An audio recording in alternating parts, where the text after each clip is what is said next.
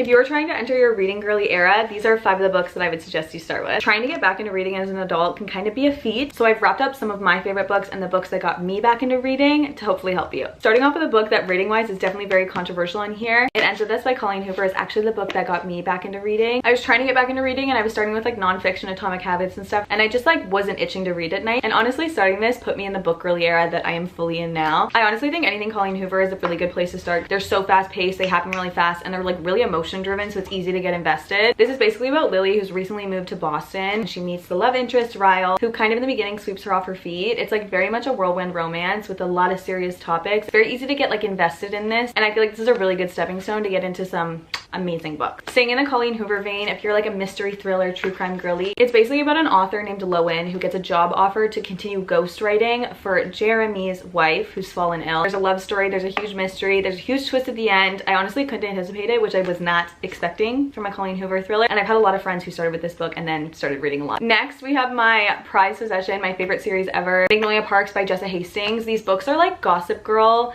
meets London High Society. If you are like a reality TV watcher, you are gonna love. I think these are categorized as romance, but I honestly think they're kind of like bordering literary fiction. It's like very modern. You don't always agree with the characters' decisions, but it really puts you in their headspace, and it's just like an emotional whirlwind. It's focused around Magnolia and BJ, who fell in love like a really young age, and as it does, life happens to them. BJ ends up cheating on her, but for some reason they like can't let go of each other and they keep torturing each other. She dates a bunch of people, he sleeps around. It's really just a story of them breaking each other's hearts. I know it seems kind of daunting. I think it's like 400 pages, but the story is so good. There's not a single page, not a single chapter that should not be in this. These books are very polarizing on here. They deal with some very intense topics, a lot of cheating, a lot of miscommunication, a lot of toxicity, but if you're into reality TV, I genuinely think you can deal with that. The Fine Print, which is the first in the Dreamland Billionaire series. It's a really easy, quick read. You really get into the emotions of the character. Just like Magnolia Parks, it's dual perspectives, so you get the male and the female protagonist side of the love story. It centers around Zara and Rowan is one of 3 brothers, and his grandfather passes away and he started like a Disney type business, Dreamland. The 3 brothers get a letter from their grandfather, tasks they need to complete to get their portion of the company. This is actually the first of 3, so the other 2 deal with the other brothers. Rowan's task is basically asking him to take over Dreamland Park and like get his creative spark back. It's honestly a very beautiful love story. It's very easy to pick up and like impossible to put down. I think if you were getting into reading, this would be like a very easy story to get lost in. Last but not least, this is definitely in a different vein. This is Rock, Paper, Scissors by Alice Feeney. This is like an intense thriller. It's basically centered around Adam and Amelia, and Adam has face blindness, which means he like cannot recognize himself in a mirror, cannot recognize other people, which was, side note, like such a fun plot point. Basically, they go to this weekend retreat. Amelia went a weekend at this like remote cottage, and a bunch of weird stuff starts happening. There's so many twists in this. It's under 300 pages. It's a really quick read, and it honestly feels like you're watching a thriller movie. I could honestly probably do 100 more videos of books I think you should start with if you want to get into reading, but these are 5 books that I think you should start with. Love you.